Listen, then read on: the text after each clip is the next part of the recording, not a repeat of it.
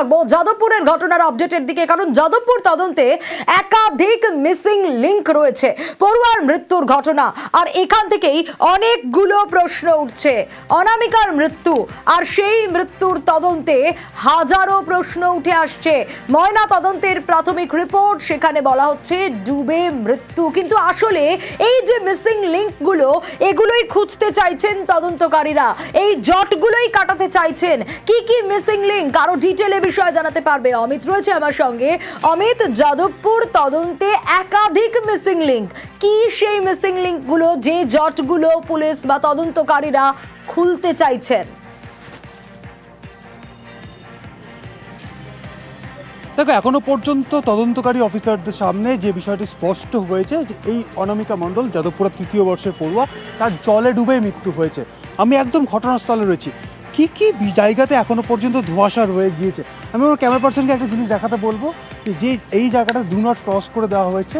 ঠিক এই জায়গাটা হচ্ছে একদম শেষে যে গাছ দেখা যাচ্ছে, ওই অংশটা হচ্ছে প্লেস অফ অকারেন্স।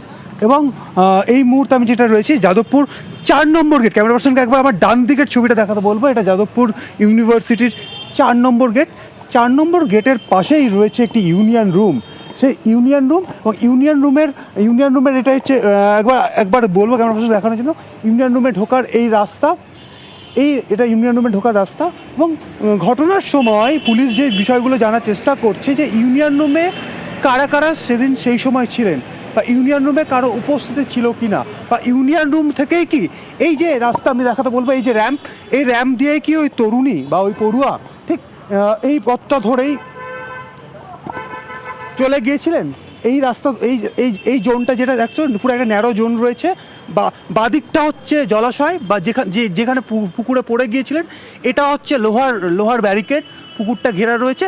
ঠিক দূরে যে সিঁড়ি দুটো দেখা যাচ্ছে, 3টে স্টেপের যে সিঁড়ি দেখা যাচ্ছে, ওটা হচ্ছে ওয়াশরুম বা টয়লেট। আমি ক্যামেরা পার্সনকে একবার সরাসরি এই পাশটাতে আসতে বলবো যে মিসিং লিঙ্কগুলো কোথায় কোথায় তদন্তকারী খুঁজছে, যে জায়গাটাতে পড়ে যায়, অর্থাৎ যে এই যে গাছ, দূরে যে গাছটা দেখা যাচ্ছে, অর্থাৎ ওয়াশরুমের গেটের পরে ওই জায়গাটা একটা ভাঙা অংশ রয়েছে যেখান থেকে ব্যারিকেডটা আর নেই, ঠিক ওই অংশতে তাকে পাওয়া যায়।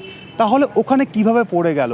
যখন পড়ে গেল তখন কি কেউ তার সাথে ওয়াশরুম গেছিল, বা তারা কি ওয়াশরুমের সিঁড়িতে তারা কি বসেছিলেন? এই জায়গাগুলো কিন্তু এখনো স্পষ্ট হয়নি। এবং কে তাকে প্রথম দেখলেন বা কারা তাকে প্রথম দেখলেন জলে পড়ে রয়েছেন, কারা তাকে উদ্ধার করলো, এই বিষয়গুলোই কিন্তু এই মুহূর্তে তদন্তকারী অফিসাররা খোঁজার চেষ্টা করে। সেক্ষেত্রে গতকাল বেশ কয়েকজন সহপাঠী, অর্থাৎ ওই তরুণী অনামিকার বেশ কয়েকজন সহপাঠীকে ইতিমধ্যে এক্সামিন করা হয়েছে পুলিশের তরফে।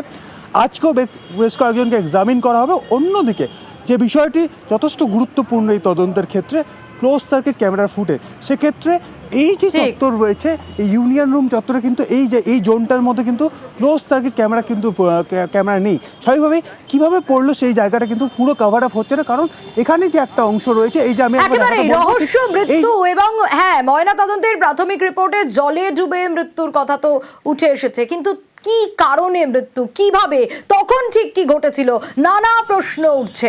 দেখাবো ডিটেল রিপোর্ট।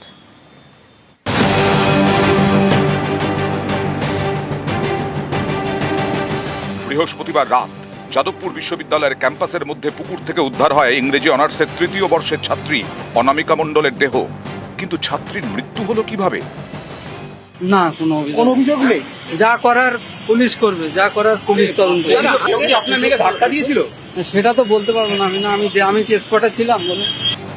অনামিকার বাবা কিছু বলতে না চাইলেও বেশ কিছু প্রশ্ন উঠছে। বৃহস্পতিবার আর্টস বিল্ডিং এর সামনের পার্কিং লটে চলছিল সাংস্কৃতিক অনুষ্ঠান। বিকেল 4টে থেকে রাত 8টা পর্যন্ত অনুষ্ঠানের অনুমতি দিয়েছিল বিশ্ববিদ্যালয় কর্তৃপক্ষ। তাহলে রাত 10টার পরেও কেন সাংস্কৃতিক অনুষ্ঠান চলছিল? কেন এই অনুষ্ঠানে যথেষ্ট নজরদারি ছিল না? এই অনুষ্ঠানে বিশ্ববিদ্যালয় কর্তৃপক্ষের কারা ছিলেন? অনুষ্ঠানের দায়িত্বে কারা ছিলেন? যাদবপুরের ইংরেজি বিভাগের 3য় বর্ষের ছাত্রী অনামিকার ডিপার্টমেন্টের বাকিরা কোথায় ছিলেন? অনামিকা অনুষ্ঠান স্থল থেকে বেরোনোর সময় তার সঙ্গে আর কারা সঙ্গে ছিলেন, তারা কেন প্রকাশ্যে আসছেন না? যেখানে অনুষ্ঠান চলছিল তার 100 মিটারের মধ্যেই রাস্তা, আর এই রাস্তার পাশেই পুকুর, অনেকেরই মত। রাস্তাটি এমন সরু নয় যে কেউ ভারসাম্য হারিয়ে পুকুরে পড়ে যেতে পারে। তাহলে অনামিকা পুকুরে পড়লেন কিভাবে? যেখানে অনুষ্ঠান হচ্ছিল তার কাছে ইউনিয়ন রুম, সেই ইউনিয়ন রুমের সামনে এই রাস্তা, যার পাশে পুকুর।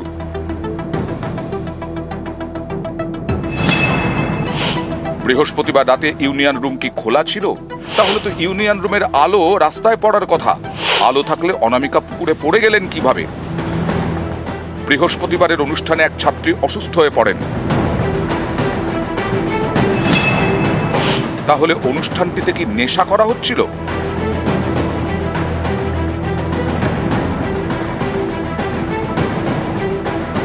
এই প্রশ্নটা উঠছে, কারণ প্রত্যক্ষদর্শীদের দাবি অনামিকাকে পুকুর থেকে তোলার পর তার মুখ থেকে মদের গন্ধ পাওয়া যায়। তাহলে কি নেশার ঘরেই পুকুরে? এরকম নানা প্রশ্ন ঘিরে তৈরি হয়েছে রহস্য। নিউজ 18 বাংলা।